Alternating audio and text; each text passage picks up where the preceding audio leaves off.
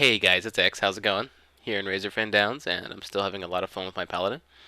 Level 37 in this video. It's about 4:30 in the morning here right now as I record this. I actually played this a lot earlier in the day, but as I'm recording this audio right now, it's about 4:30 in the morning. I wanted to be in bed about 3 hours ago, but I also wanted to release a video because I like to start the week off with a video, and today is Monday. Um, so I like to start the week off with a video when I can. I just wanted to go through a few of the highlights here in this Razorfen Downs run. You're going to see me hit level 38 in this video, but one of the things that I really like about Paladin tanking is their taunt that deals damage. I think it's called Righteous Defense. Bam, right there, 428 against that Geomancer. That's really cool because that means the healer's not going to be able to pull aggro off of me, so as long as none of the DPS go up and hit that Geomancer, I'm going to be able to tank him from afar.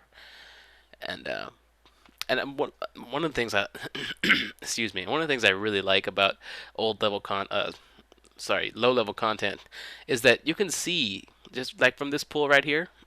I run around the hallway, so I run around the corner and I pull these mobs back into the previous room by using line of sight. You can just tell that these instances were just designed with a totally different mindset than the ones that are designed today. You don't see a lot of line of sight pools in new content, like in the current level 80 heroics. You don't see a whole lot of line of sight pulling. But here, I just did it in that previous room, or at the beginning of this hallway, and I'm about to do it again right here, in this next room where there are two very close together pools. I use Exorcism to pull that group over there on the right safely, and then I just pull myself over here and put my back to the corner and drop my consecration, and I'm able to tank this group just by using line of sight. And again, you don't see a lot of that in level 80 heroics.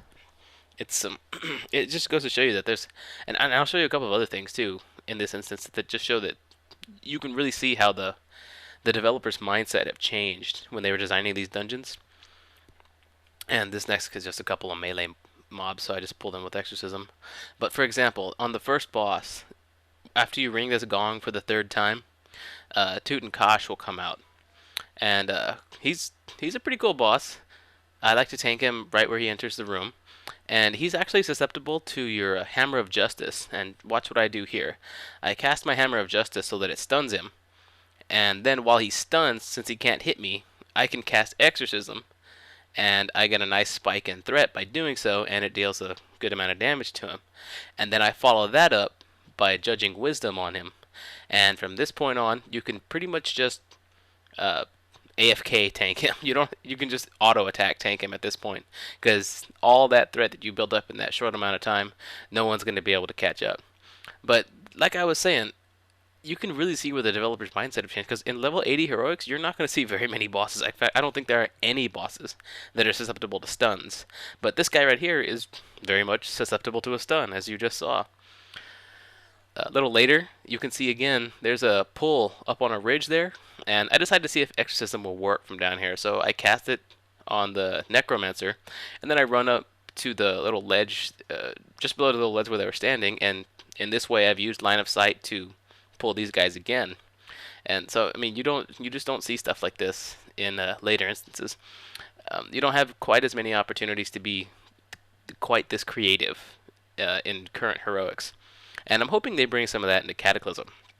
I'm hoping they keep some of this, because they're revamping the old world. I hope they keep this sort of mindset in the old world. Here's the next boss here.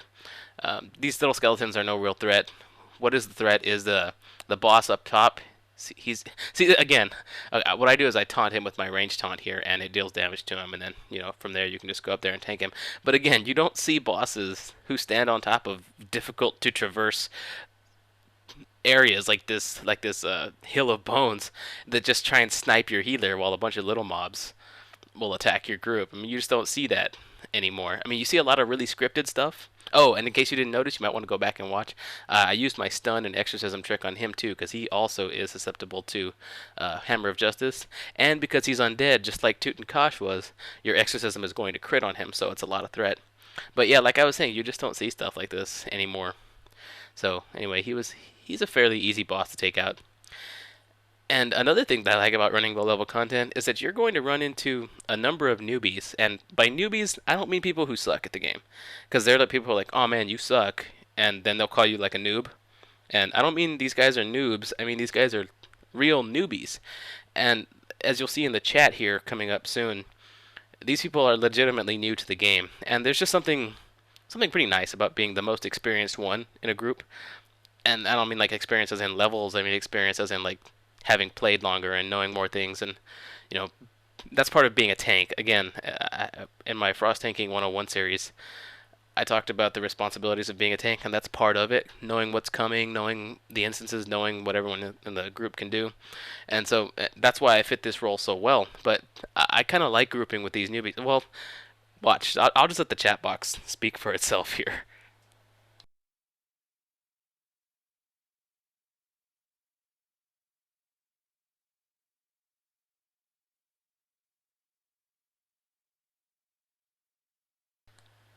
Okay, that's too long being quiet. I have to say something. I'm doing all this in one tank, in one take. But anyway, one person's asking me if they can add me to my friends, and I'm like, well, I'm not on the same server as you. And at the same time, someone starts asking me if they can buy their sword, and I'm like, what, the one I'm using? And they're like, yeah. I'm like, well, you can't buy equipped items from people because they're going to be soulbound. I even opened up my bags to make sure I didn't loot a sword that he was talking about.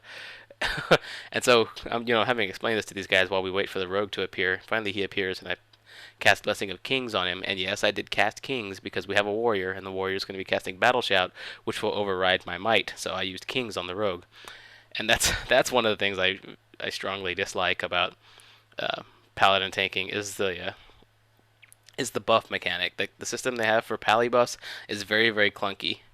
And I hope that, and I read that they are changing a few things about it. Anyway, I'll talk more about that later. Here's Glutton.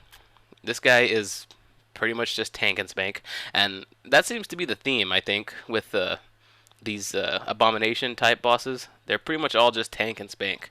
Like you got Patchwork, you got Glutton, you've got that other guy in Culling of Stratholme, and they're all pretty much just tank and spank bosses. So I didn't really expect much from this guy. And there he goes. He goes down, and I gain a level. And I'm about to say nice here, like I'll say nice. See, there we go. I'm not saying nice as in like nice. I gained a level. I should have said thank you to that Gratz, but I meant nice to the rogue who said he got a 642 point crit. Anyway, I recorded this part. I'm putting this part in this video because this is actually the first time I've used Hand of Freedom. I get stunned here, so I use Hand of Freedom to break myself out of it, and then I go attack that summoner so I can put a consecration near him. And Hand of Freedom, I really like the graphic for it, and I've seen a lot of paladins use it, and that's my first time actually really getting to use it, so I was just kind of a little bit excited about that. It's pretty cool. And also, this pull segues nicely into the final boss of this place. Now, this guy's a very open shot, so I take a shot with Exorcism at him, and there we go. And now I'm just, oh, and you can see a little bit of graphical glitching. I was having some problem with fraps, and I actually only barely got this much footage. Anyway, I'm not dropping Consecration yet because I know he's going to summon these guys. So I wait for them to appear, and then I'll drop my Consecration, so I make sure I keep aggro on them. I didn't want anything to get a little out of hand or anything like that, so I made sure and wait for them to spawn before I drop my Consecration. So anyway, DPS takes him down, and that's it. Alright guys, well, there's still some things that I want to say about Pallies, but I haven't really had a chance to in any of these videos because I'm trying to explain what's actually going on the screen. So look forward to my future videos. I plan on releasing another one in the next few days, and I'll see you guys later.